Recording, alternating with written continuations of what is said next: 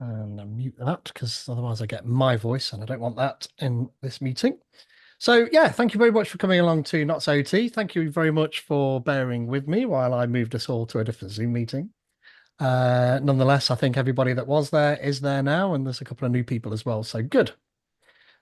We do have a code of conduct in place. Really, it's this bottom right-hand box that says be kind and considerate to others. It boils down to that. If you feel like our code of conduct is being breached in any way, then by all means send me a message directly in the chat, and we'll make sure that everything is rectified for you. But our users and attendees are normally very well behaved, so I don't envisage any problems there. We've got some sponsors. Actually, I'm missing the Raspberry Pi logo, but you can see it top right-hand corner. Specifically in that tonight we are giving away not only the Raspberry Pi AI camera, that way around, but also the Pi Zero 2W. So if you tweet on the hashtag NotsIoT, and sadly, Sander, I know what your question will be. This is for UK people only, because if I want to send this to Europe, it will cost me more than buying one of these. So that's the problem there. So Raspberry Pi very kindly have sent me one of each of these for nothing. I'll then post them out off my own back at this point, of course. Hence the reason why UK only, because if we get somebody from Taiwan joining, then it's going to cost me, a car to send it over there. So, but do tweet on the hashtag NotsIoT, and then at some point after this meeting, I will draw out a random person. And given that we haven't got a huge amount of people here, you're in with a very good chance of winning one of those two things. Now, if you're not in the UK, you can also win a JetBrains license. If you don't know what JetBrains do, they make developer tools for developers. So things like Rider and PHP Storm, WebStorm, IntelliJ, all of those different tools. You can win a code for any one of those tools for 12 months, courtesy of JetBrains. Same hashtag NotsIoT. So very good chance of winning at least something there. I think I may actually have two. So it's possible I might be able to give a couple of those away. Even if you've got it and you win it, I recommend you accept it and re-gift it because, be a good friend and all of those good things. So that's that. I myself and Sander are MVPs. So what this means is that if you are doing this sort of thing, speaking at events like Kevin's doing today, running events like I'm doing, or creating open source software or blog posts or any of that sort of stuff, in and around the Microsoft space, then there's a good chance you could get recognized by Microsoft, become an MVP, and that allows you to be able to work directly with their product groups, get access to drive the future of their products, as well as meet other MVPs, which is also useful. But it's just really a benefit of doing this sort of thing. So if that interests you, by all means, get in touch, and I can help you along that journey. Tonight we have, now what I probably should have done before this started was ask you how you're pronouncing your last name. I'm going with McAleer, but it is that spot on. Perfect. Yes. Good. So we have Kevin McAleer talking about his lessons in making, and I've mentioned there, don't forget about the facility you've got there to win swag. Coming up, this is the last Not So OT of 2024. We don't tend to run one in December because it starts getting too close to Christmas and folks are winding down. But this coming Monday, in person and on Zoom, we've got both John Stavely and Rendell talking about demystifying gRPC, as well as how simple is as simple as possible, which that's quite a mouthful to say without getting completely wrong. Two fantastic speakers. So you can come along if you're local to Nottingham, at BGSS on King Street in the centre of Nottingham, and enjoy that in person with pizza and beer, courtesy of Rebel and BGSS, or you can just watch it on Zoom and miss out on all of that good stuff. But entirely up to you and your location, I guess. And that's it. Enough of me waffling. We'll do the screen swapping now. I'll stop sharing and Kevin will start sharing. Great stuff. Again, while you're doing that, Kevin, by all means do interrupt Kevin while he's talking. If you think it's a convenient time to ask questions, he's agreed that that's good. But if not, then put it in the chat and I'll do that interrupting for you. So keep yourself on mute as much as possible as well, and we can go from there, although you're all on mute aside from me anyway, so it's all good. Thanks, folks. Great stuff. Okay, so hopefully you can see me and you can hear me as well. And what I shall do is I shall go over to my keynote. So, are you sharing your screen? Or... Oh, is it? Can you not see it? I probably need to stop sharing if I'm already sharing. or you can just take over and you can do it that way. Maybe you are. I think you are. No, I think it's all good. Yeah. Is it all good? Yeah, I think it is. Yep. Yeah, Perfect. I see nods. Ignore me and carry on. Awesome. Yes, this is lessons in making. So I'm going to talk about a couple of projects that I've made. I'll tell you about my makers mantra. Also talk about the MVP for makers, the makers minimum viable product, and we'll also have some lessons in making as well. Cool. I'm just going to move around the screen a little bit as well because I can't quite see all of my screen. There we go. So the first project I want to talk about then is Bubo Tutti. I'm going to tell you about what it is, what it can do, why I chose a Raspberry Pi 5 for it, and some of the components that make this up inside. It's got a Pimoroni Servo 2040 there, for example. And I actually took this to the Maker Faire Rome last year, and I had a bit of an incident where one of the servos burnt out. So I'll talk about that a little bit as well. So yes, so what does this actually do? So I created a software stack. The intention for this would be this is a robot that you can take to an event and you can interact with it. So I wanted something that would use OpenCV, so you don't need to touch the robot, you can just sort of do a hand gesture like a peace sign in front of the robot. It will detect that peace sign, and I'll tell you exactly how it does that. It will take a picture with Pi camera. It'll then apply some layers to that, some image processing layers using Pillow, if you're familiar with the Python library that does that. And then it will then send that out to a number of different social media platforms, such as it was Twitter back in the day when I created this, as well as Instagram. So I call them the Wolfpack. I created like a little API that you could send a post out, and it will figure out how to send that to all the various different platforms. So it's kind of a software Lego blocks, and I call it duck face because when people do the peace sign, they usually do that daft face. So yes, the first bit of software then, and I brought this down into a number of different weeks. So if you want to check out my YouTube channel, you'll see these videos are in a playlist. So yeah, thanks for that. So yes, I use CV Zone, which is a nice Python package for doing computer vision.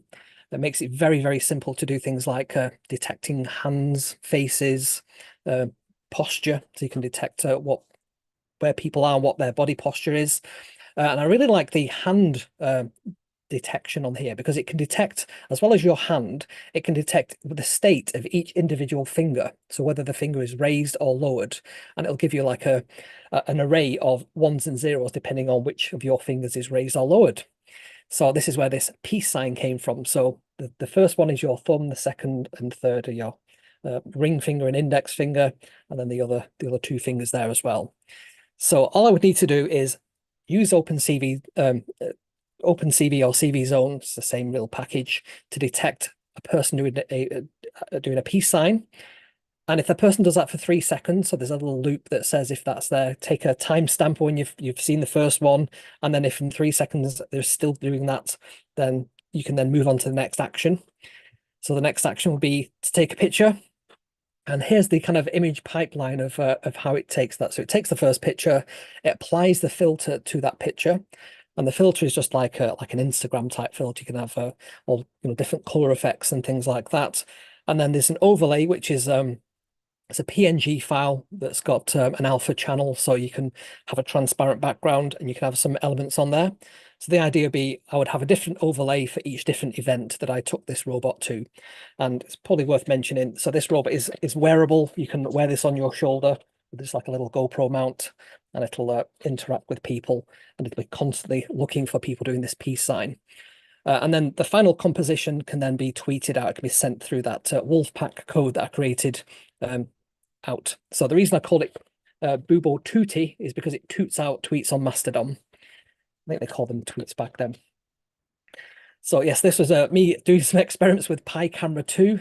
Around about this time was the time when Raspberry Pi changed their camera stack. So it used to be oh goodness, what was it called? Pi Camera, and then it went to Pi Camera 2, and Lib Camera was used, and it kind of messed up all the code. You had to change a lot of your code around. So this was me kind of just checking that this thing actually worked, and you could fire some kind of event and get it to take a picture.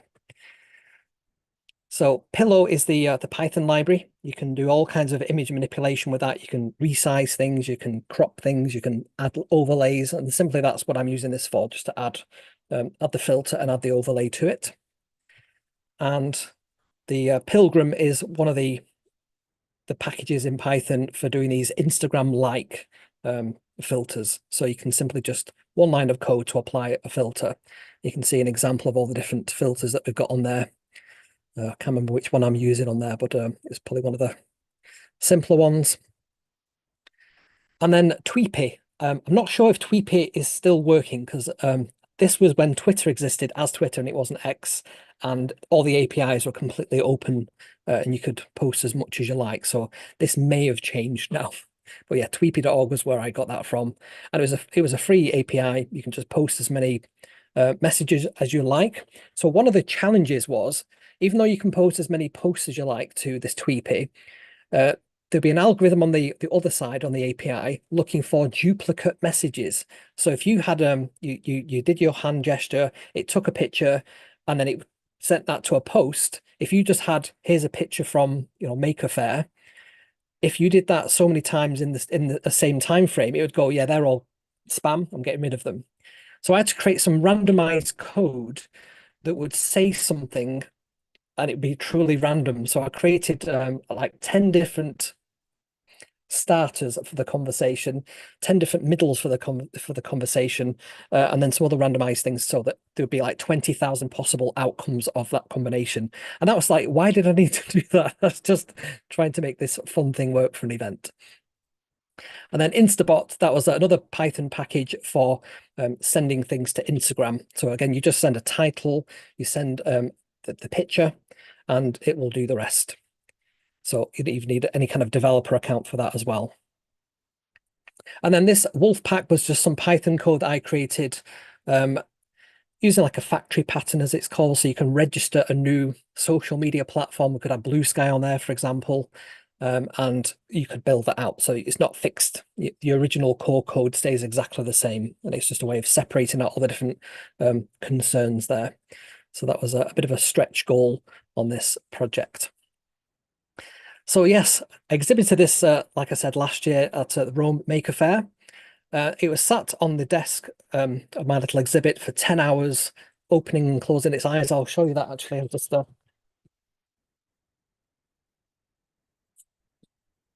grab this.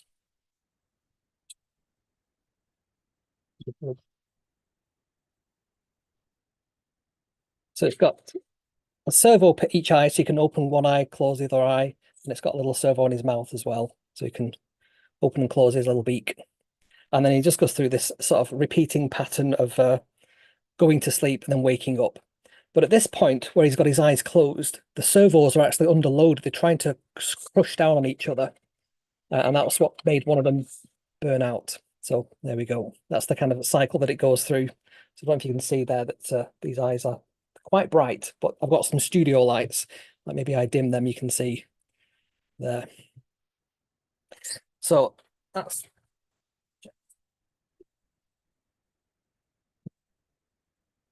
back to my notes there. So one of the things I learned from this was about repairability. So I was in the middle of Rome. I didn't have any spare servos. I did have some screwdrivers. I didn't have any kind of soldering iron.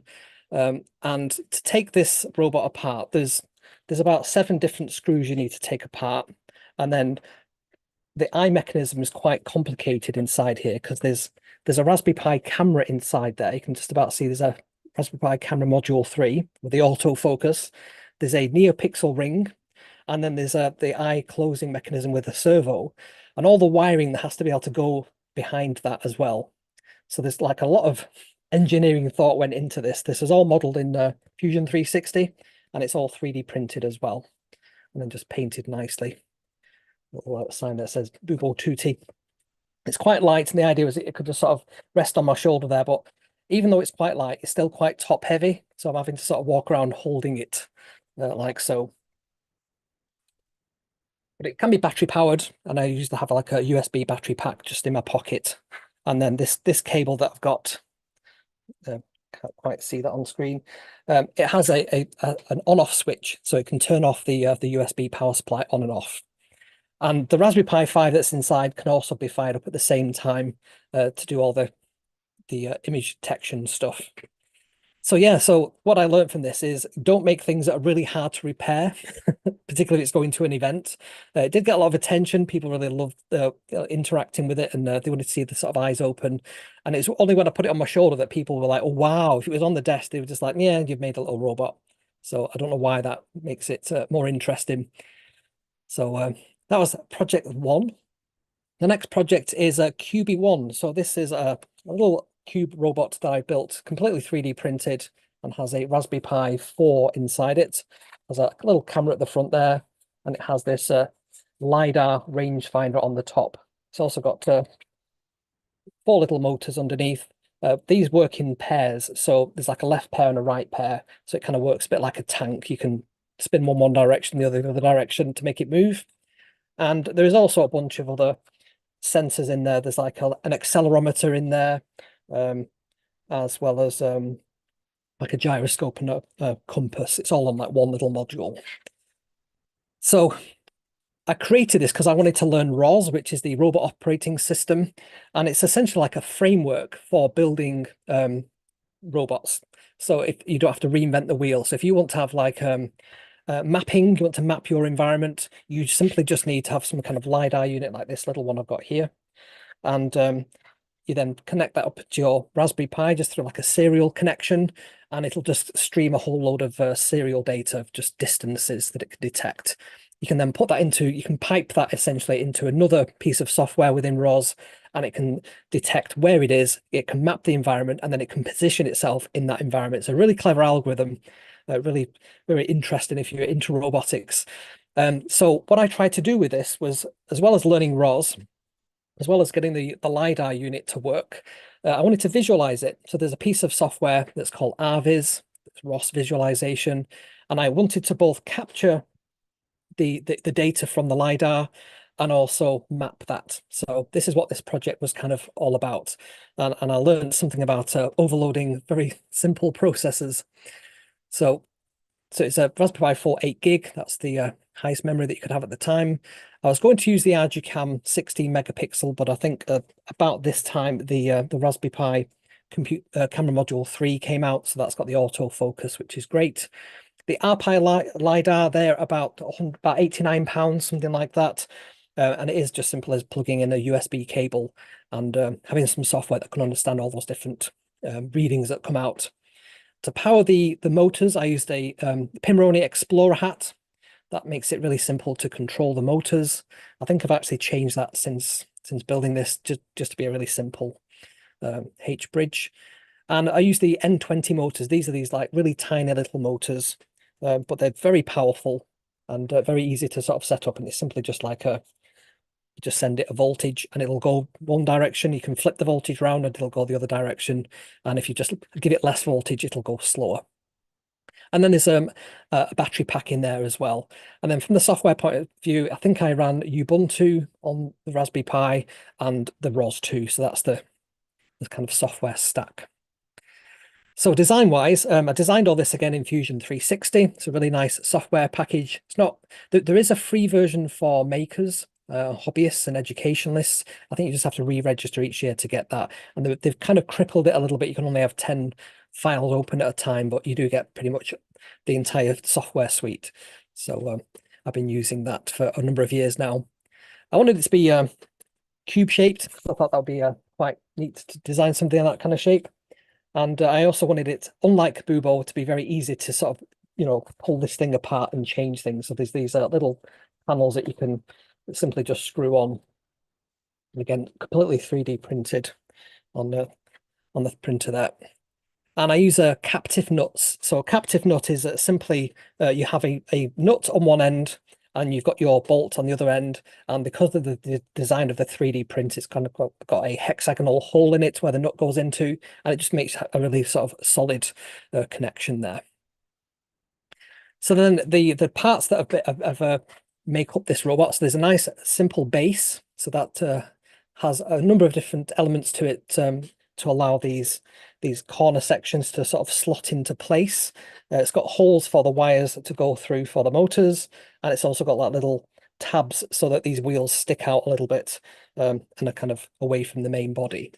The other main thing about this is it's flat. So if you know about 3D printers, you know that flat things print much, much quicker than more complicated designs. So, you could probably print this in about half an hour. It's about 3 millimeters thick. That seems to be a good rigidity to that.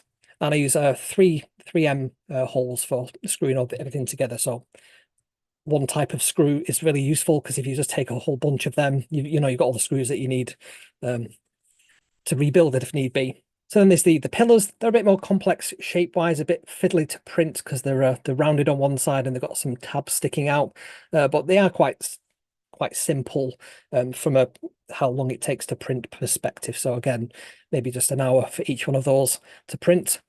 And again, they've got these captive nut holes in it. You can probably just about see that just there. There's like a hexagonal shape. Again, it just makes a nice simple connection.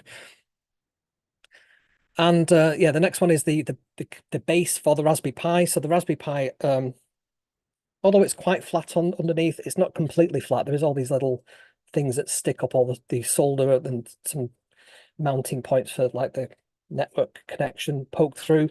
So you typically have to sort of raise it up a little bit. So that's what this does really, just gives it a bit of height. And it can easily be swapped out with other SBCs, single board computers. So if you've got like a Jetson Nano, an Orin, or whatever else, you can swap that out. But I'm a big fan of Raspberry Pi, so that's what I've chosen to use there. And Raspberry Pi is just running either Ubuntu or the Raspberry Pi operating system, and then ROS on there as well. And I definitely would recommend the 8 gig version because ROS will, it has a very small overhead, but the actual LiDAR software stack takes up all the memory.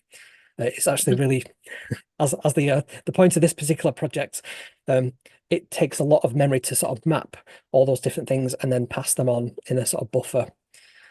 So yeah, again, Sorry, these are question. all, yeah, question? Yeah, Victor has asked, any feedback control algorithms with the IMU, accelerometer, gyro, magnetometer? That was about 4 minutes ago. So I've just Yeah. spotted that. So the software stack can take care of that. If you feed in the output of the accelerometer, the gyroscope, and the compass that's on there into ROS, you feed in the motor. They call it like velocity, the angular velocity, and it's essentially just what direction is it traveling in and how fast. ROS can figure out from that using some algorithms, some simultaneous location and mapping algorithm. Don't ask me how that works. Was that sorry? I didn't hear that. I think you're on mute there, Peter. Does that have interest? Yes, that's right. Don't worry, wasn't me. Oh, Carry on. yes. So yeah, you can essentially feed those things in, and it will tell you where your robot is and make corrections for that. I've actually since swapped to using VM, which is the company that made MongoDB.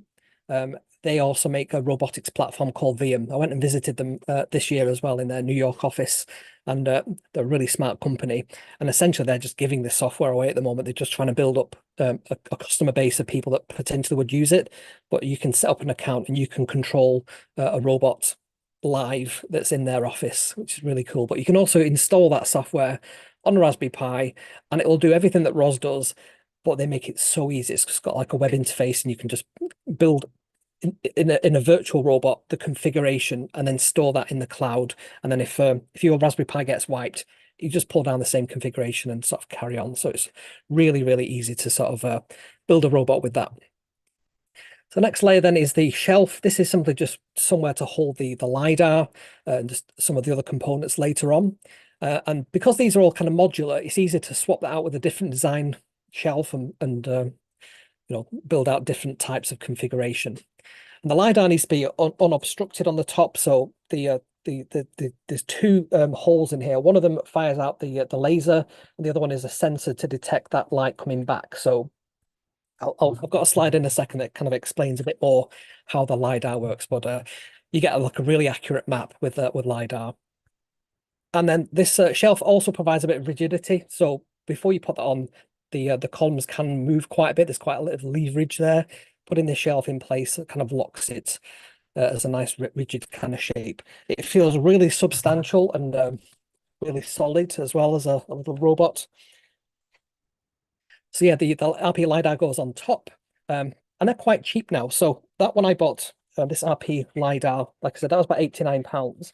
You can now get these smaller ones for about £20, or even cheaper if you go to like AliExpress or somewhere like that. And it essentially does the same thing. So they can detect up to about 12 meters and they can map ridiculously accurately. And there are drivers available for ROS as well. I say driver, it's just serial data coming in. It's how you interpret that, really. And then there's a top section that goes on just to kind of finish the robot, and that gives it the final kind of rigidity. And again, these are all nice flat pieces, very quick to print. There's a great big hole for the LiDAR to poke through at the top. So I also included a Raspberry Pi camera. The camera can also be put into the ROS stack for positioning as well, so it can do some kind of visual positioning of where it is. It can work out objects moving in parallax and things like that and position itself. It's not quite as accurate as a LiDAR because the camera resolution and the depth, it's quite difficult to accurately get to, a position from that. But yeah, that connects just to the Raspberry Pi through that camera serial interface. And it's forward facing, so you can use it as just like if you're driving your robot, you can see where it's going as well. And then it's just a camera holder, so that's just the front plate that goes on there just to hold the camera in place. So it's just got two little screws just holding that in place. And again, it's a flat design, so it's quick to print. Just needs 4 M3 nuts to hold it in place. There's the lower front plate, just a different color, just to add a bit of visual interest.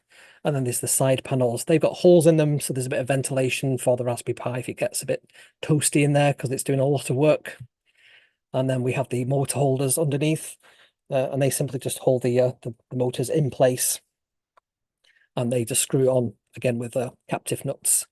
And there's the kind of overall design. So I designed all this in Fusion 360, then started printing out the pieces. And it's so pleasing when everything just fits together because you've already designed it. It's already going to work. And then I got these moon buggy wheels from Pimroni. They had quite a few of those in stock. They do have a new version, which is like thinner, but I prefer these sort of thicker versions. They just look kind of aesthetically nicer. And practically, they've got some rubber on the wheel, so it doesn't slip.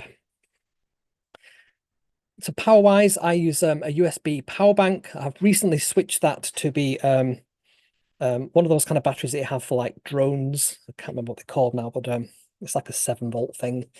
And there's a little circuit in there just to drop that down to the 5 volts for the Raspberry Pi, but it's plenty of power. Lipos.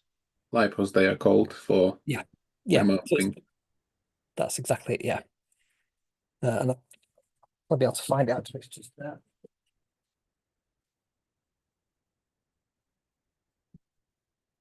So originally I had this little power bank. These were, I think Pimroni had them 2 power. And it's essentially just like an 18650 inside there with a little USB connector on it for power. And then I've switched over to these Overlander battery packs. So they're like 7.4 volts. They're a bit chunkier. And they've got that kind of XT60, is it connector on, or XT30? I've got a couple of those to go up. They weigh about the same. They're the same kind of shape. They're just a bit easier to work with those ones. And I did originally have this Pimroni Explorer hat. They were like £12 or something from Pimroni. They've got the H bridge on there, which just does all the electronics to make the motor work. But since then, I've switched to a simpler. I'm not sure if I've got any of those to hand. H bridge L298N if you're interested to control it. So the LiDAR. Love this. It's mechanically very simple. You can see it's got like a rubber band on it that turns around the LiDAR. There's some kind of what's the name of the type of thing that can connect wires without the wires getting all tangled up inside. It's got one of those. That's the one. And it rotates about 5 to 10 hertz, has about 8-meter range, takes 2,000 to 4,000 samples per second. So that's where that crazy amount of data comes from. About 89 pounds, I think, when I last checked. And it connects over UART or USB. There's a little cable inside. You can just disconnect that and have the serial, or you can just plug in the USB cable and just plug that directly into the Raspberry Pi. So yeah, works very, very simply. It has a laser rangefinder inside, and it simply just spins that around very, very fast, and you get those 40,000 times a second measurements, which is just crazy. And then there's a bit of maths behind how it works. So similar with like ultrasonic rangefinders, if you use them, when you fire out something and it bounces back off the object, you've actually got twice the distance of the object because you've got the distance to the object and then back again. So you just have to divide the time you get by half. And then if you're using ultrasound, you use the speed of sound. If you're using a light, you use the speed of light to figure out what the distance is. And it does that for each of the measurements, each of the 40,000 measurements a second. So crazy amount of data that sort of pops out. But then what that gives you is all these different data points or point cloud. So you can feed that point cloud via this serial connection into ROS or into VM, and it can interpret that using a bit of trigonometry to figure out where these things are. The clever part of those algorithms is if your robot moves ever so slightly, how does it then match up where it was in relation to these things? Because they've all changed slightly, but you can basically just take an average of the changes and see where you think it will be position wise. You can then integrate that with other positioning things like your accelerometer and gyroscope and get a more accurate map of where you are. So quite clever maths and programming goes on behind the scenes there. And then there's this RViz tool. So this is a nice component of the ROS operating system. And in 3 dimensions, you can plot out, essentially taking a 2D slice of the environment because it's only spinning on one axis. But you can model that into a 3D environment. So you can sort of move around it and you can see. And this map here is actually my robot lab. So that is just to my left there. That little thing there is me. The robot was sat on the desk here, and it can just about make out the rest of the shape. I'm in a sort of pretty much square shaped room, 3 meters by 3 meters. So very impressed that it could actually map out where it was. So you can also use RViz to do lots of other things. So I'll show you on this next slide. You've got this kind of base package. You can put in camera displays, you can put in LiDAR type feeds and other information like that to IMU. And then you need to transform that data. So the LiDAR is sat on top of the robot. So there's a measurement from the base of the robot to the top. And then whereabouts X, Y from the origin of that robot is this LiDAR sat. The more information you put in, the more accurate your kind of model will be. So there's like real world coordinates. So you've got local coordinates to the robot and then real world coordinates where the robot is in relation to everything else. So there's like quite a lot going on there. And that transformation is the difference between the two of them. So that's another thing that has to run as well as all this LiDAR data coming in. You also have another little node within ROS doing all those translations as well. So there's another translation from the bottom of the robot to the top as well. So that's QB. So I originally designed this to learn ROS and to do that point cloud capture. Switched to VM because they made it so much easier. They kind of have a code-free environment, so you don't have to have any code if you don't want. You can just use their kind of components. But I did want to learn ROS just to get a bit lower down in the detail with that. So the lessons learned from this one was, as I was trying to map all that data on the Raspberry Pi, as well as capture all that data and do all the transformations, it couldn't keep up. The CPU was running at 100%. So it was getting very hot and it would start to miss steps. So as that LiDAR spinning round, it wouldn't take these steps consecutively. It'd take a step from there, step from there, step from there. And what it would end up with is just this weird spinning room. So it didn't work very well. So yeah, what I did to fix that was essentially just run the visualization tool on a completely separate Raspberry Pi or a Mac. And that worked fine. There's just too much going on there. That was a Raspberry Pi 4. It probably would work fine now with a Raspberry Pi 5. So then the last project I'll show you today then is the Voltara. So this I built for open source 2024, which was in San Francisco. It's the t-shirt today. And this had to travel across the Atlantic and not get damaged and not get stopped by customs or anything like that. So there's a lot of logistical things with this. But I'll tell you about what this is and what it does, because I wanted a fun exhibit. One of the things I learned about this exhibit is there's like a lot of technology in here, but you can't really see what's going on. You've got nothing to take away with it, even though you can do that tweet thing. there's nothing kind of physical. And I thought, what could I do to make something more fun? So I'd had this thermal printer. I think I bought it from Adafruit years ago, and it's the cheapest thermal printer, like a receipt printer you'd get in a supermarket or a restaurant or something. And you can just send text to it. Again, it's just a UART device. It's very simple to change the fonts and things on it, the size, and even print pictures on them. And I thought it'd be really fun if you could make some kind of fortune teller and have you press a button, there's some kind of interaction, the robot does something, and then it spits out your fortune. And I thought that'd be a really fun exhibit for the event. So I'll show you in action. There is some music on here, but it doesn't really add to the video, to be honest.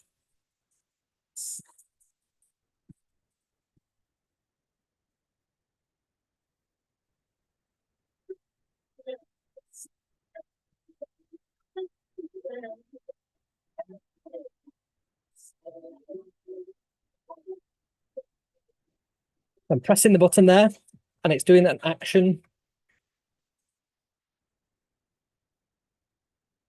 It's printing out. There we go. So let me tell you a little bit more about this project and how I kind of made it. So yes, a fortune telling robot based on Volterra from the movie Big. I'm sure you'll remember that one. It's based on a Raspberry Pi 4, and it uses the Unix fortune, which is a fortune cookie esque message that comes out of there. So I simply just pipe out some Python to run fortune, grab a cookie, and then print that with a header and a footer onto this little thermal paper. And the thermal paper is like dirt cheap to buy. You can buy like 100 rolls for a couple of pounds. And I was able to sort of ship them across with me. And it's very simple to change that out as well. You just sort of open the front, drop it in, and away you go. And because it's thermal, there's no ink to dry up or anything like that. It just works very, very simply. I've got the arcade button on there as well. It's the same kind of arcade button that I'm using on these. I go to that one there. Same kind of arcade button that you've got on this arcade machine. These are from Pimroni. So simply just hit that and it'll print out. It's a little bit worse for wear. When it came back, it kind of got a little bit beat up in transit, but I've not really designed it to be used more than once, to be honest. This was kind of a single shot project. So like I said, open source 2024. So it does mention on there about Kes robots. It's probably a good opportunity to talk about. I do document all my projects on kevsrobots.com. So every week I'll do a new project of some kind.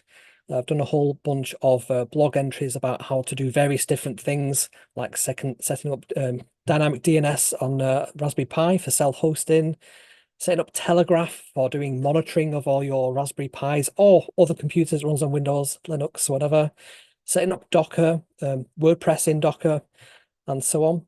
I have a whole bunch of how it works articles, like how do large language models work. You can build your own large language model as well in Python, which is quite a fun project to do.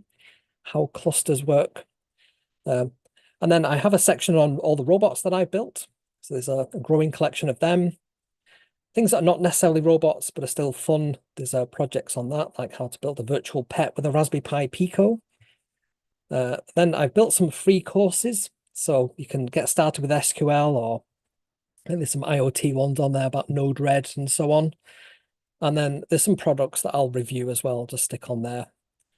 So, but yeah, probably the fun bit is if you go to this ideas section, and there's a couple of different like kind of topics you can look at there. So if you wanted to learn more about, I don't know, Raspberry Pi, you can click on that. And there's a whole bunch of every project I've done to do with Raspberry Pi is then listed on there. And then if I just click on one of those, for example, you then got the actual article. I tend to do a video every single Sunday, a live stream. So if there's a write-up associated with that and there's some code that you can download, then it's all written up there as well. Cool. So definitely check out kesrobots.com, all free.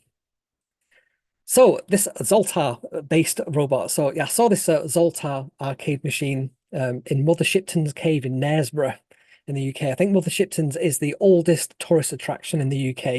1630 apparently that came about. And if you're from the UK and you're of a certain age, you might remember Paul Daniels. He owned this Mother Shipton's cave for quite a while. So yeah, it's not exactly screen accurate, that from the movie Big, but it is quite fun. And you'll notice there the little crystal ball, the hands over there, the little figure, the Zoltar name on the sort of elaborate case. That's kind of what I was aiming for with this particular project. So once again, I designed this in Fusion 360.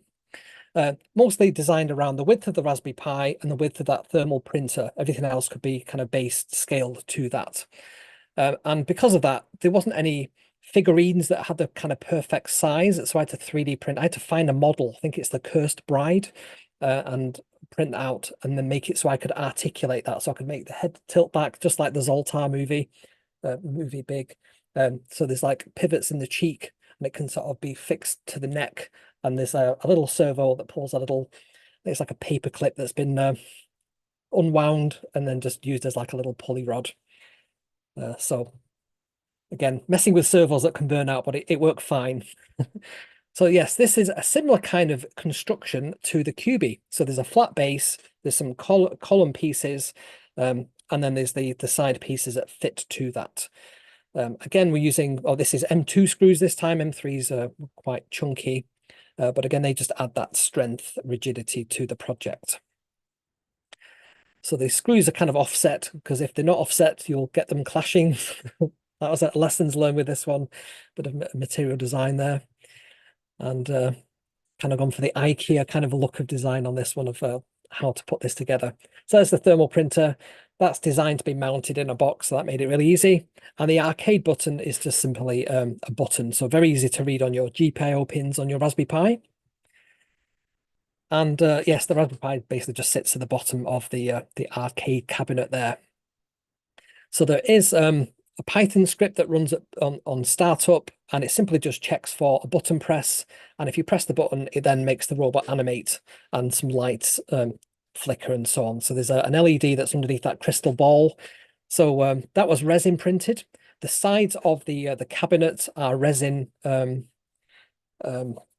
formed. So we printed out the frame and then poured resin into the base of that to create like a glass finish, and it came out really well. I was quite impressed with how nicely that came out. So you can see, yeah, the glass is poured resin. You can see on that one there a little bit, there is kind of a bit of warping, but it looks fine, to be honest. But we then painted it gold, kind of weathered it a little bit, and we had to do quite a lot of experimentation on the paint finish to make it look just right. And there is like a little top piece that fits in. And the idea is it has two halves that you can pull apart. So if you need to pack it for shipping, which we put loads of cotton wall balls in there so it wouldn't move around in transit, and it worked fine. It got where it needed to go fine. So yes, this was the colouring of it. So up to this point, I don't think I'd ever painted any of my projects other than Bubo. Everything is just like whatever the 3D printing filament is the colour it comes out. But honestly, if you paint things, it just gives it such depth and kind of characteristic. It's definitely worth finishing your projects. And 3D printing, it's paint, it's acrylic based plastic, so acrylic paint sticks really well to that. It's very, very easy to use. And we just had these 4 different colors that we sort of merged together to see which one looked right. You can see the little holes there for the Raspberry Pi. So when I changed this to a Raspberry Pi 5, I had to sort of change the hole. But, again, it's a flat piece, it's quite quick to print. And these are the side sections. They've got like a little lip there so that they slot into place. And we simply just poured the resin into those. And that was like the previous paint job that didn't quite look very nice. And then from a wiring perspective, so the thermal printer, you can just talk to it over serial. So there's certain like escape codes that you can send it that will change the font height or width, that will make it bold, italic, or just regular. And if you want to send it picture data, you can do that as well. There's like an escape code that says, we're going to send you some binary data. Printing pictures is really, really fussy with this particular model of thermal printer, because it doesn't have a very large buffer inside. And if the buffer overruns, if you send too much data, it just ignores it and then just carries on printing it. So you end up with like half pieces of the image sort of cut about. The other thing about the thermal printer is it's thermal, so it takes a lot of juice. It's not very battery powered. You have to have like a separate power supply. So I had 2 power supplies, one to power the Pi and one to power just the thermal printer. But you simply just connect it over like an RxTX UART connection, and the button just on GPO23. And there was also in this one an LED that would light up underneath the crystal ball, and then there's a servo just to make the head tilt back, so we just make it rotate around like 90 degrees and then back again. So very, very simple from a code perspective. So yeah, quite a few challenges with this one. Lots of failed prints from the printing images. So I ditched that. I decided just to use pure text to make it more reliable. Print speed is quite slow when you're printing images. So again, best not to do that. If you want reliable outputs, and the power, you need at least 2 amps to drive that thermal printer. And with the painting, we spent a lot of effort getting the right kind of look for this particular model. We wanted it to like an old arcade machine. So there's my my 3 projects I wanted to sort of share with you today. And there's a couple of IoT technologies I use for my home automation system and various weather sensing. I've got a Raspberry Pi that's connected to a weather station, and it sends all its data to an MQTT broker. I've done a video covering this entire stack. I then take that data through Node-RED so I can enhance it. So I've got lots of different sensors around the house for temperature, humidity, air pressure, volatile organic compounds, things like that. And then we put all that data from Node-RED into an influx database, and then we graph it with a Grafana. So that one set of things is running on the Raspberry Pi cluster just behind me. And one of the things I run on these Raspberry Pi clusters is Docker. So if you've not come across Docker, I highly recommend you take a look at that. It's kind of like a simpler version of Kubernetes. You can probably learn it in an afternoon. And it means you can install software very, very quickly. And you can configure that software very, very quickly. And it's all in a script. So you can save all that configuration into a Git repository. And if your entire machine gets destroyed, the SD card gets corrupted, you can just pull it all down and it'll build in literally seconds. So very big fan of Docker. And it runs fine on Raspberry Pis. So just behind me, there is just in this corner over here, there's 4 Raspberry Pi 5s. And then just behind me there, you can see some network lights flickering. There's another 4 Raspberry Pi 4s there, and between them they're running my kind of mini empire. So they're running that website kevsrobots.com that runs directly from the studio, and that's running the software for this is all available free online, like the configuration of it. If we go back to let me just load it up. I created a website specifically for this that's called Clustered Pi, so I thought it was a funny dad joke pun. And there it is. It's a nice little metal cluster chassis. There's a little Netgear 8-port hub underneath that. Ignore that cute little Raspberry Pi there. And yeah, these all basically just run Docker. There's 4 nodes, and they're running Nginx to host the website. I use something called Jekyll to actually build the website. And if you want to sort of take a look at how all that sort of fits together, you can click on the Build blog, and there's kind of articles about how to set all that up. How to install Docker. I even created a Raspberry Pi Cray computer and took it along to the National Museum of Computing and sat it on the Cray one that they've got there with their permission. So I took some pictures of that. So there's my little Raspberry Pi Zero, which you can win today in the competition. So that's a Raspberry Pi Zero cluster. There's 12 Raspberry Pis, and they're all running Docker. And yeah, it takes a lot of cables to run that. So that's all on clusteredpi.com, clustered-pi.com. Again, that's all running those little Raspberry Pis just behind me there. So they're very, very capable little machines. The challenges with Docker is not all the Docker the images are available for Raspberry Pi. So they have to be built specifically for that architecture. So either the ARM32 or the ARM64. It's not as big a problem nowadays because the latest Raspberry Pis are all 64-bit. So pretty much all the Docker containers have been saved as that format now. So both Clustered Pi and kevsrobots.com run on Docker. Node-RED, if you've not come across Node-RED, I've done quite a few videos on how to use that. It's a fantastic piece of software written by a Brit as well. And I think it's actually sponsored by IBM. The guy worked for Red Hat Linux by IBM, and he wrote this this piece of software. And it's really nice interface. You can I'll load it up and just quickly show you what that looks like on my Raspberry Pi here. So 1.3.3.1.8.8.0, 8.8.1. There we go. So this is like my weather station, for example. So I can take a timestamp node and you simply just drag these off onto the this canvas here, and then you can sort of join things together. So if you join that timestamp to that debug node there with this little noodle, then you can move it around, and then you can deploy that into your live infrastructure. And you can see that if you have a debug node, which I've got one down here, that's like a print to the console kind of output. So you can see I'm getting all kinds of weather station information. So there's a temperature and humidity of my loft that's coming through there.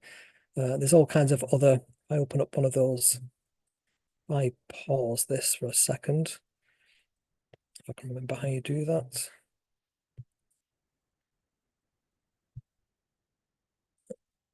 You pause it on here now.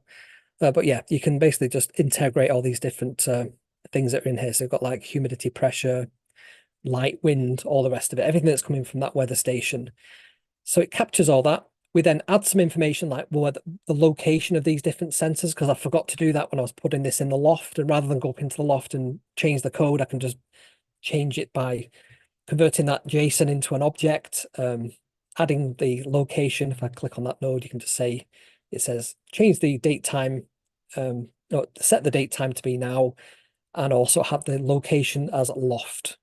So you can simply just like launder your data through that and then spit it out into an influx database, which is running on one of those Raspberry Pis behind me, and it's a time series database. So I've got that for all kinds of things like the front door. I didn't realize if you have a hue motion sensor, it also has a light sensor in there and a temperature and humidity sensor. And you can actually take that data just by installing the Hue Magic library into Node-RED, which is somewhere down here, Hue Magic. And then you can control those lights and you can take all the readings from them. And then you can save that in your database or whatever it is you want to do there. So that's Node-RED. Really love how simple that is to use. And if I go over to Grafana, so this is again running on another Raspberry Pi. If I go to the weather station, you can see that I've got a really nice graph of all that data that we've just seen whizzing past on Node-RED. So we can see what the dew point is, you know, what the temperature is and various different things. It's very nice and toasty in the summer house at the moment. I don't know why I've got it set to 23 degrees, but it's definitely capturing that correctly in there. I think I need to turn that way down. The loft is quite chilly at 10 degrees. And you'll see the light levels sort of fluctuate throughout the day. But what I like about this is you can sort of go back in time. You can say, show me 2 days from today. You can see that the pressure is changing there. So there's going to be, as the pressure drops, the bad weather. Gas is like volatile organic compounds in the environment. See the light levels that peak at certain times of the day. You can see the rain levels. We've had a couple of millimeters of rain. You can see the temperature for the different rooms as well. So all that's just been stored in that influx database on a couple of Raspberry Pis. So putting these graphs together, I did a show on that last week if you wanted to know how to do that. So there is another, that's the weather station. If I go back to the dashboards, I've got another one which we set up. Is it that one? It's not that one. It is.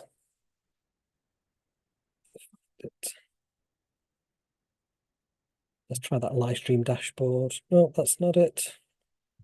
Oh, it's on a different Raspberry Pi. That's why this is on 2.4. 3000, isn't it? There we go. There we go. So that's the weather station one, which we've just seen. And then there is the server monitoring one. So I can go on here and I can say, show me all the data for all my different Raspberry Pi nodes. And then let that update. And it's now monitoring the disk space usage, how long it's been up, the memory usage, disk space usage, network traffic, how many Docker containers are running on it currently. And it means I can see, oh, look at that. That's using like tons of memory. What's going on there? And I can then log onto that machine and sort that issue out, for example. You can even set up alerts. So if it goes past a certain threshold, it can send you a text message or whatever. So I really love this entire stack, Grafana, InfluxDB, and Telegraph for doing these these server monitoring. So yeah, last week's show was just on that. Other things is so a couple of other technologies database wise. We just looked at InfluxDB then. So that's time series data. You can see how quickly we could switch between different days, and that's because of how it stores the data. MongoDB, which talked about earlier, that's a NoSQL database. So you can simply just throw like JSON data in there and recover it later on. And it's schemaless. So that means that you don't have to have like the structure in advance. You can just build it as and when you need. SQLite 3, that's on every single iPhone. That's how it stores all your contacts, all your photos, everything behind the scenes is an SQLite 3 database. And open source, Python has it natively installed, so you can use this to sort of throw data in. So really like this. If I'm building any project, I tend to store stuff in SQL Lite 3. You can use SQL to query it if you know SQL. So really nice, simple solution for that. Use that for a lot of my IoT projects. And then a couple of technologies to watch. So large language models. You can run large language models on a Raspberry Pi 5.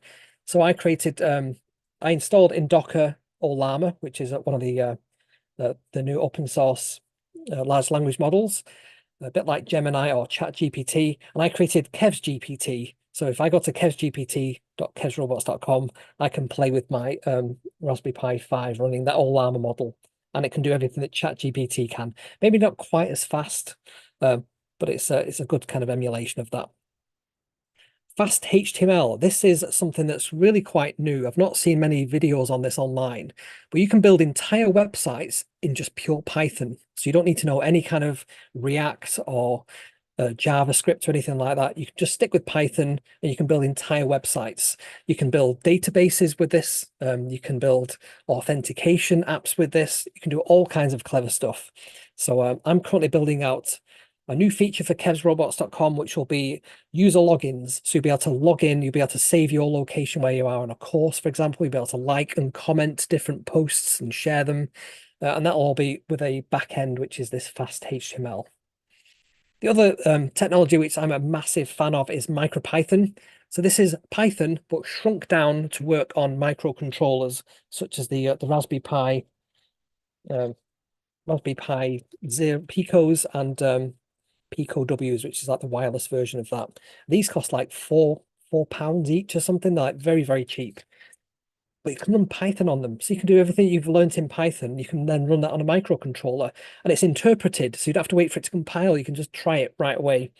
And it's fast, and it's maturing fast as well. So there's more and more support going into this all over the world. So really, really love MicroPython. If you've not checked that out, you definitely should. If you are a C developer, you might also want to check out Rust. Rust is kind of like a fast MicroPython that's compiled. So it's the idea of Rust is it's running on bare metal. So that's why it's called Rust. It's like running on bare metal, very, very fast. You've got all the elegance and simplicity of something like Python or Java, but you've got this running on C. They've designed it to be a lot of the problems that you get with C++, like memory leakage or some of the kind of coding practices, they've engineered that out. So it is quite opinionated as a programming language, but Rust is definitely worth checking out. Not for beginners, I would say. You have to understand quite a few advanced programming concepts, but it's definitely worth checking out. And yes, that was my maker's mantra.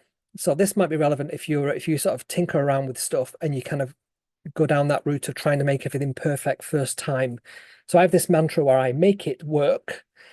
If I want to come back to that, if maybe making it work is good enough and I don't need to do anything further, if I want to come back and improve that, I'll then make it right. So I might make the code more readable. I might document the code, save it to GitHub. I might, write a README file for it. I might even write some test routines or something for it. Once I've done that and I'm happy that the code is right, I'll then make it fast. So I'll look to optimize it. And that even might make the code worse to read, but it makes it really, really fast to operate. So do some big O analysis or whatever to make your code really, really fast. So I always think about that. And remember, when I'm making something for the first time, I'm not going to try and make this optimal. I just need it to work as the first iteration. So making it work. An example of that is let me have a think. A good example of that. So making it work is the code that I wrote to make these arcade machine buttons work. I just needed it to work as a concept, first of all. So I threw some code together in CircuitPython, which is like a variant of MicroPython, and it did work. So that was fine. But after a while, the code might stop working because of some bug that I'd not thought of. So later on, I would return to that and I would make it right by putting a bit of error handling in there. You can have things called watchdog timers on micro controllers, and essentially you pat the dog, which is that you set the watchdog timer to count down, and if that countdown reaches 0, it'll reset the device. So it's a way of making sure your code can work forever. And what you do in your loop, your main program loop, is you pat the dog. You just basically just reset that timer again. So the watchdog will never reach 0 if your code's running right. If there's a bug in your code and it stops patting the dog, it'll just reset. So it just gives it a bit more reliability. So making it work, the first iteration on this AI project that I did, I built a Python-based AI before AI became like a really big thing. This was very, very simple. It was just local text-to-speech using, I think it was like a speech recognition software. I can't remember the name of it now. It'll come back to me in a second. But it's basically just a simple Python library. You speak into a microphone, it'll just send you the text back. You could then respond to very, very simple commands, and it would only respond to that command. So if there's any noise before that or afterwards, it wouldn't work. So it's very, very straightforward. And any kind of skills for this AI would have to be manually coded and entered into the core code, which wasn't a great design pattern. Making it right was creating a skills framework so you could add additional skills in the future without having to change that main code. And this is like a factory pattern from a programming perspective. It means that you can make codes easy, you can make these skills easier. It's easier to manage them. You can deregister or register them, and it means you can kind of work on it without messing up any of your other code that's in there. And then making it fast, there's certain things you can do. You could even change like the programming language using. So maybe you develop it in Python and then decide when you finish the thing, you're going to convert that into C so that it runs really, really, really fast. You can also accelerate things with accelerators. So these AI hats make a lot of the OpenCV that we use for that hand detection. They can do that on device now. So it's really, really fast. So you can do that with buying some extra hardware to do that for you. You can optimize the code as well, but there's a real art to that. Like not for beginners. And then finally, we'll get onto my thoughts on making. So minimum viable make. So what's the minimum amount of effort required to build the thing you're building? The reason this is important to me is because I go live every single Sunday, I need to have content every single Sunday for my live show. And I need to either build something to show people, have something to review, like make a 3D model, make some code, or maybe, wire up some electronics, maybe the combination of all those different things. But what's the absolute minimum that I need to finish the first iteration of this? So that minimum viable make is quite a nice concept, really focuses your mind on not trying to make the thing perfect. And that's the second point. Imperfect is fine. Don't try and make it perfect the first time round because you'll just never finish the thing. You'll just come across some obstacle or you'll get into some kind of analysis paralysis where you're just trying to think what's the best database to use, what's the best coding language to use, what's the best, and you just don't finish the thing.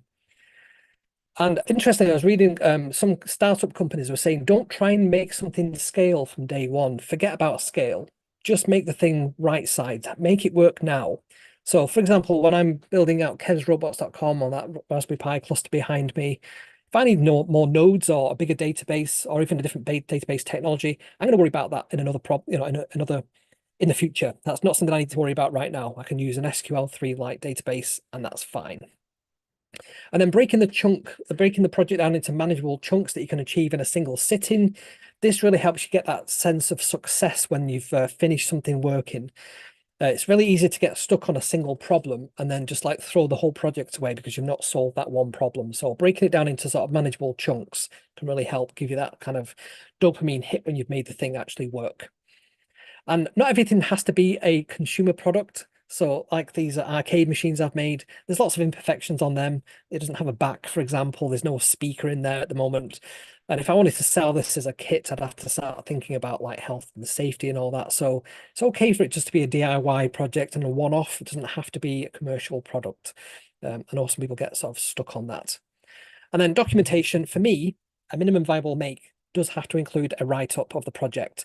And that's so that I remember in the future how I did the thing that I've made, because more than likely I'll forget some trick or tip that I've used to make the thing work. It might be the configuration of the thing that maybe only stored on that device and isn't in code. So writing it up helps me make things sort of sticky and rememberable. And I make things for fun and for learning. So sometimes I'll make something because I just want the thing, like the arcade machines. Sometimes it's because I want to learn something like ROS.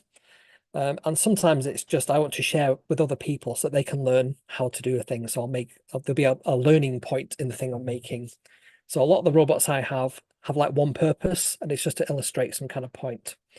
So Adam Savage from Mythbusters, he says there's no such thing as fails. There's just a first attempt in learning. I love that kind of. It turns something that was like a disaster into a learning opportunity, and you can teach people that learning opportunity so that your effort hasn't gone to waste there.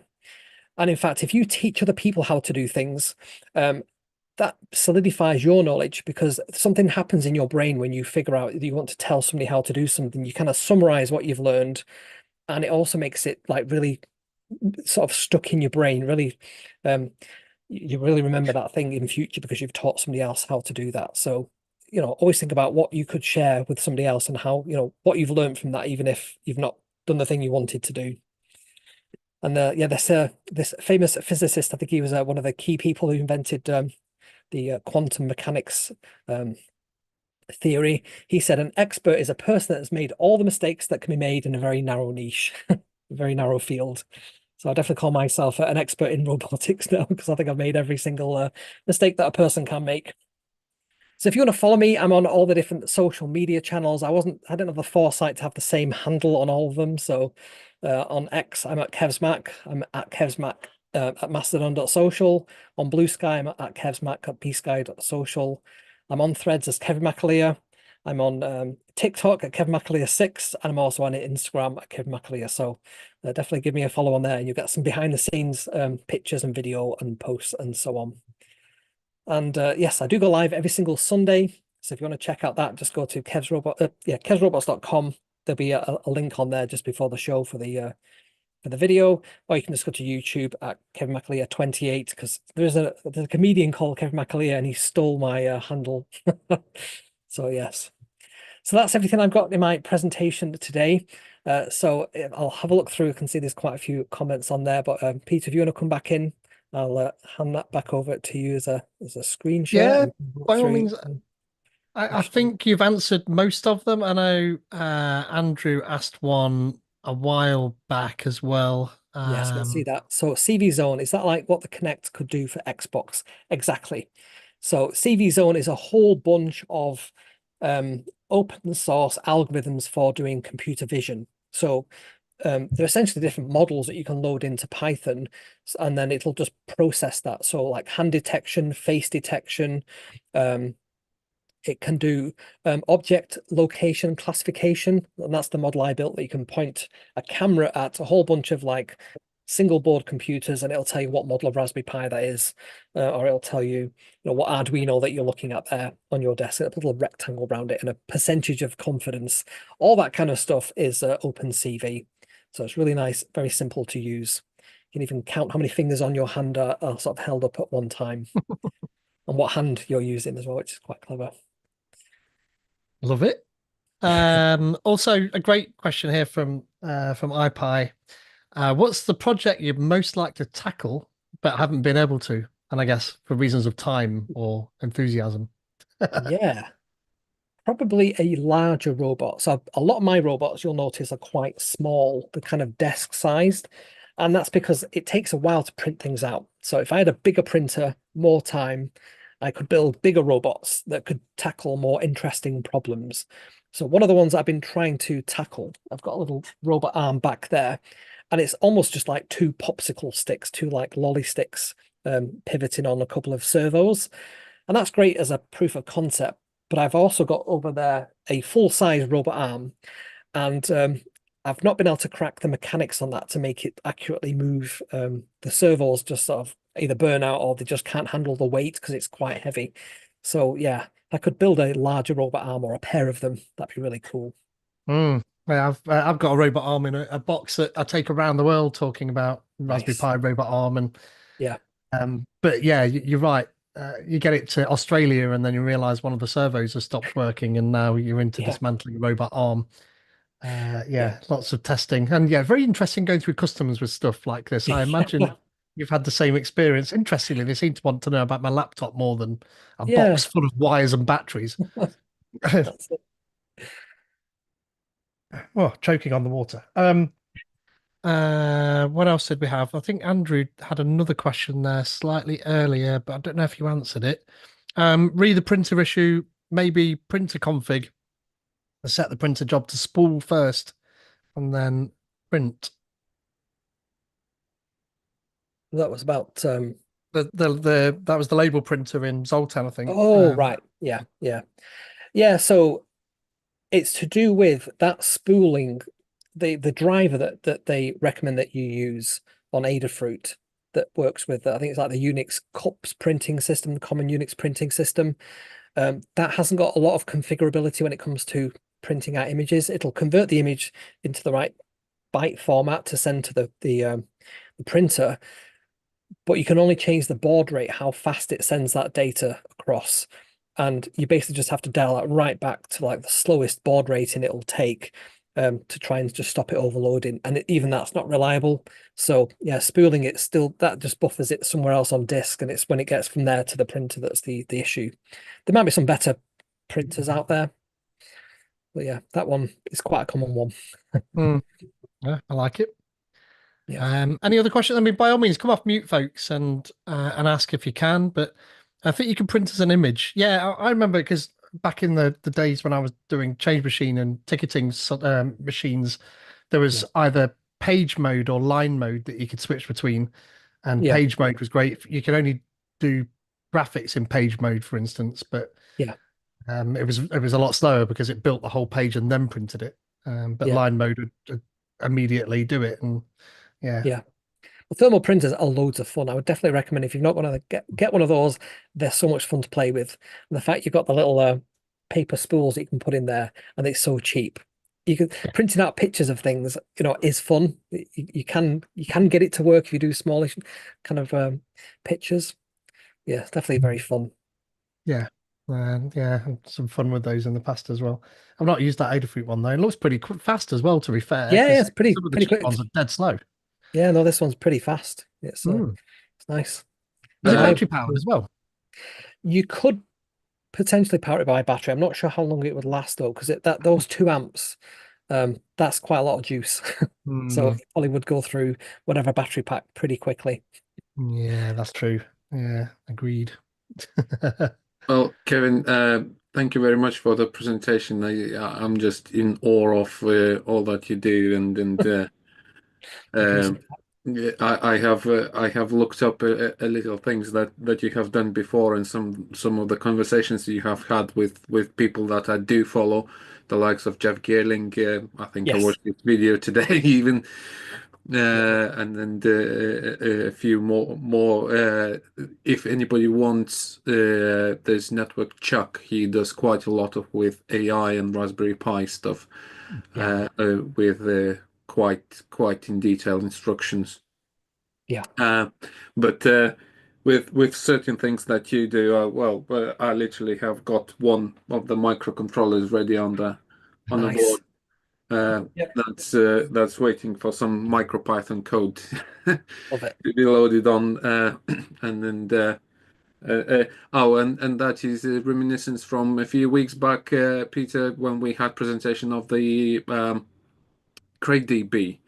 So the idea for this one is to actually test out the CrateDB Okay. functionality and how it works, which again another open source project, uh, as well as so as you went to open source in San Francisco. Yet again, I have followed a few more people, the likes of RC Flight Test, I think. He's based in Seattle. Yeah, Does an awful lot of things with flying and water flying, so to say. yeah. There is a guy in Sweden. I'm not sure whether he did go to open source or not. He does an awful lot of interesting projects with kind of engine electric power. So most recent one, he built a double propelled electric powered frame so that he could reduce his weight and then Wow, experience the how much he would weigh on Mars. that's fancy. Some of those are quite edgy.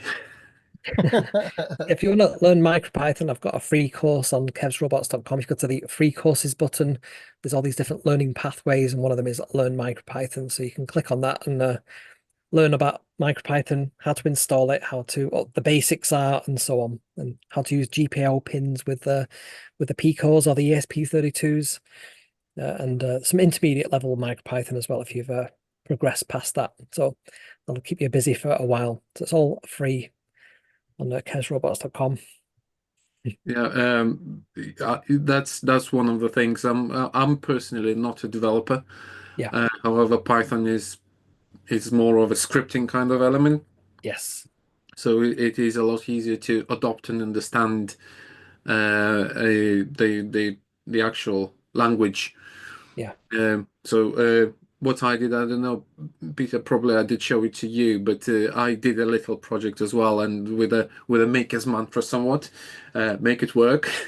Yep. I 3D printed a frame, and I am well, the way I stumbled upon all the microcontrollers and the MicroPython element was through the individually controllable LEDs. So Yes. the WS 2811s, 12s, and such like. And I've got literally today arrived two more light strings. Um, Yeah. and MicroPython was kind of where I started, and I had an idea to build a light clock. So I printed a Oh wow. 3D printed a frame, used some glue sticks as indicators, and lighting things up as time goes by, and my kind of making it work initial idea of my idea was to try and keep it on the microcontroller, all the code, and run the Yeah. actual time calculation, but the processor is just not stable enough to keep the correct time. Yeah. So I actually had to add the RTC battery unit to keep the Yeah. time. But that clock is at someone's background now. So yeah, one of the projects, LEDs are so much fun. Those LED strips. So I stuck a whole load to a dog coat, and I figured out how to position like a pixel on this thing because it's weird because it kind of snakes around. So there's a funny algorithm you've got to pick where depending which way around it goes. Yeah, they're the little fellas. There's just one of them, Yeah, and there's a little thing immediately you can buy readily from 16 by 16. yeah. Uh, and again, I've got too many of them. So there's my little chihuahua, and he's wearing a Raspberry Pi Pico. He's got like a little collar that's 3D printed that sits there and it has a little pocket for the battery to go into. And I tested it to make sure it doesn't like get too hot or anything like that. And yeah, we went to a Blackpool illuminations. There's Blackpool Tower, and there's some people looking at Archie. And yeah, that was so much fun to do. And it kind of brought together quite a few things. It was a make, it was gluing things together, and yeah, loads of fun. So that's Cyberdog. I think that one made it to the Magpie magazine as well. So yeah, the idea of that was you could scroll text across it as well, so you can make it say woof or something, and you could control it from your mobile phone run because it could run a little web server on the Pico. It's just crazy that you can do that. I actually been challenged to do something very rude with light, and I managed to get it done. That is not for public consumption, though. Yeah, you're going to break our code of conduct. I'll be reporting you to myself. Love that. I love that. That's all that. Those LEDs on the dog. Brilliant. Brilliant. I see there's a question there about PCBs. So one of the projects, find all my spare bits. One of the projects I did a while back was to get a Raspberry Pi Pico, one of the very simple ones, and build a little custom PCB that can house a screen and 3 buttons. And it can become like a Tamagotchi, essentially. So you can just power it by USB, and you can click it to make a little Tamagotchi, Pico Tamachibi, as I call it. So I bought quite a few of these little PCBs. And I thought it'd be quite fun as kits, but I've not got round to setting up my my shop yet. I bought a Shopify shop, but I've not set it up yet. So I've got a whole bunch of PCBs. I've got some gamepad style ones. Again, you put the Raspberry Pi Pico in the middle of it, and just 4 tact switches per side, and one of those little screens as well. And yeah, very simple code on the Pico W. That one uses Bluetooth, so you can control your robot just like a little game controller. So I've got a bunch of them.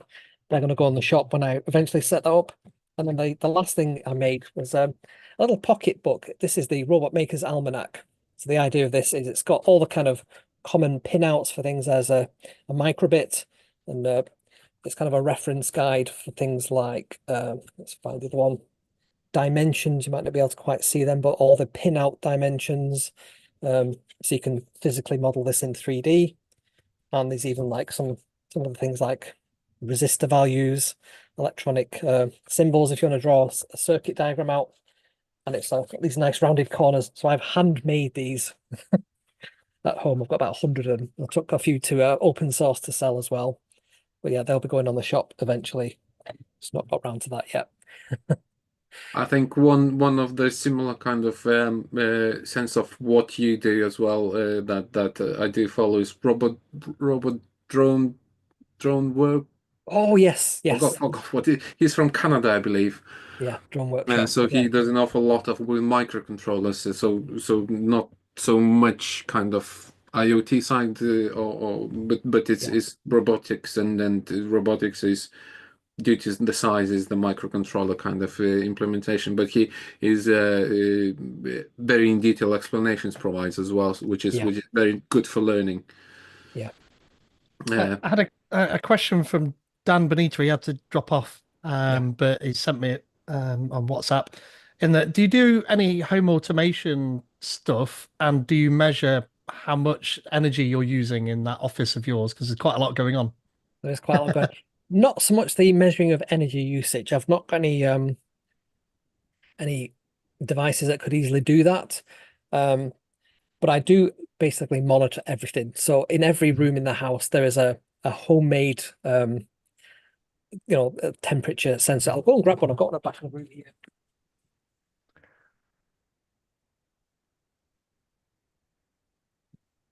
So this is probably the simplest kind of sensor you could put together. So this is an Arduino Nano ESP32.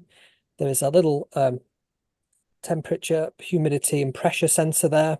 DHT12 or something, that one, I think, isn't it? DHT22, yeah. 22, yeah. 22, Yeah, yeah. the 22s are white, the 11s are black, and then it's a blue ones. We're actually doing. Hey, there we go. That's it. That's the one.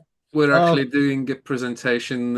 We're sending data to the Azure in our instance. If you ever watch myself and Cliff Aegis is awesome. A pilot for BA, and he's made a robot arm for a kid and everything.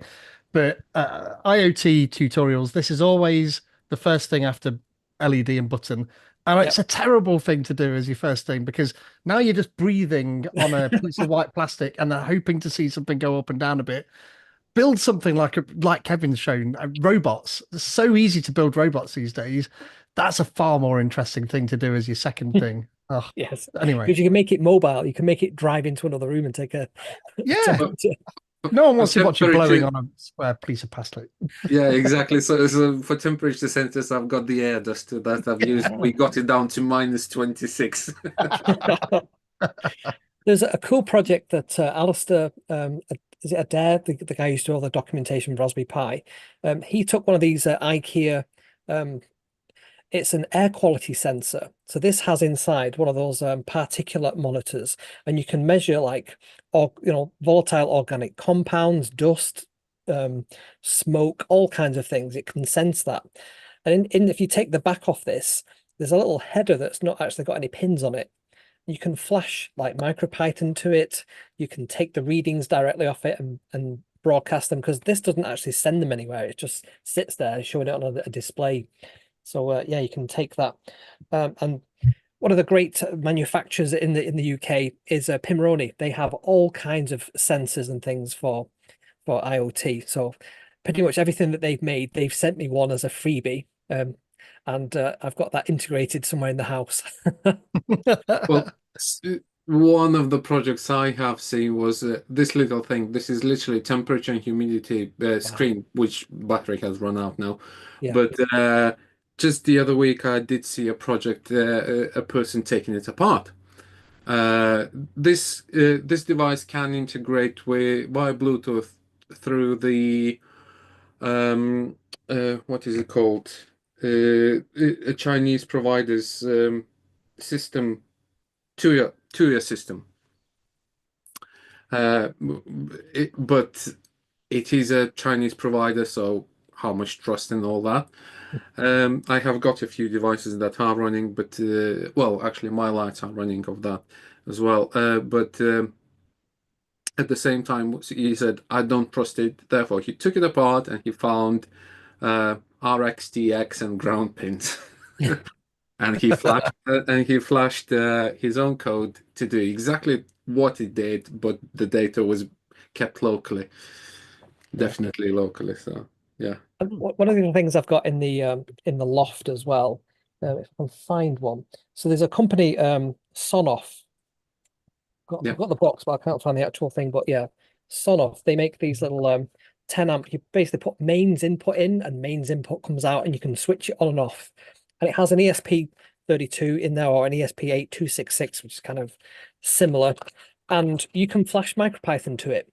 So I Hmm. did that, and running in my loft is a kind of a breakout between the ceiling fan in the bathroom and the heated mirror in the bathroom, and I can programmatically turn them on and off. So what I would do is I didn't like in at night time, if you like go to the bathroom or somebody else does, and they switch the fan, they switch the light on, the fan will stay on for about 15 minutes. And I thought, would it be really cool at night time if it didn't do that, if it just stayed off, and maybe it could remember that and turn it on in the morning just to sort of clear the air or whatever. You can do all this kind of stuff with IoT and Node-RED. So I did that. I basically just cut the wires, put it in between this little Sonoff thing. The only thing was at the time I didn't remember to check the last state. So one of the things with MQTTs, you can have like you can make a will or a promise, which basically just says remember the last state. So the next time the device comes back on, it can go back to what the last state was. I didn't include that. So if we ever have a power cut, which happens maybe, twice a year, I have to go onto my phone, load up MQTT Explorer, and fire a one to a particular topic on there just to make my bathroom fan work again. So I'll have to write that into my will about how the house works. But yeah, Love it's it. worked very reliably for about 5 years now. Hmm. Uh, Talking of the of the boards that you probably will have kind of designed the boards and sent off to be printed and posted back to you with one of the services. Yeah. Uh, so there is yet again another YouTube video that I do follow. Person, I believe he's from Scotland, and he's doing the Home Assistant and home Oh automation yeah. Yeah. reviews, and he reviews every single release of Home Assistant, Yeah. monthly release. Yeah. But in that sense, he could not find certain devices that he wanted. Yeah. Therefore, he designed them themselves with millimeter waves, Yeah. human sensing millimeter waves, meaning that um, the sensor identifies the human in it's enough to identify movement within the room. Yeah. Even the person breathing is already identifies that human is in the room. Therefore, then you set the automations to whether stay on or effectively the presence. Yeah. It's a lot more reliable. So he designed that, and he's now selling that as a product worldwide. Wow. I think uh, Yeah. just at the end of the all the lockdowns, he kind of Yeah. released that, and then already probably on a revision 2 or something now. Yeah. So I'm quite there's interested test in product. Frigate as well. Frigate is a really nice piece of software, and that can take all your camera feeds. So you could make your own Raspberry Pi based security camera, and instead of using something like Nest or Ring or whatever to send data up to the cloud for them to tag people in it, you can do all that locally on a Raspberry Pi with Frigate. It can do all that kind of face detection, familiar person detection, parcel detection, pet barking, all that kind of stuff locally. So that's definitely something to check out as well. That sounds cool. Yeah, Like it. Frigate. There's just too many cool things. But you're right. Yeah, and we're all magpies. Ooh, shiny. Absolutely. Cool. Well, I'm conscious it's now 25 past 8. And families and all those good things. So thank you so much to Kevin for coming along and speaking. It was fascinating. So No round problem, of Nick. applause for Kevin. Thank you. Don't forget to do that tweeting on the hashtag NotsIoT to be in with a chance of winning those 2 cool Raspberry Pi bits and bobs and a JetBrains license. So thanks to Raspberry Pi and JetBrains for that sponsorship. And .NET Knots on Monday. So if you're running around Nottingham, by all means, come to that for the free beer and pizza. If you're not, then you can catch that on Zoom or on YouTube as well. We will have more talks, of course, next year. Nothing in January because people are just blown out by the time January comes. So we tend to miss that. But come February onwards, then we'll have that. If you're in and around Loughborough, I also organise a meetup group called Lati, which tends to be more sort of higher tech and science and bio industries type stuff. And we'll be resuming our sessions. Craig's spoken at one of those just recently in the middle of the screen here, for instance, next year too. So keep an eye out on Eventbrite and Twitter and all those good places for all of those.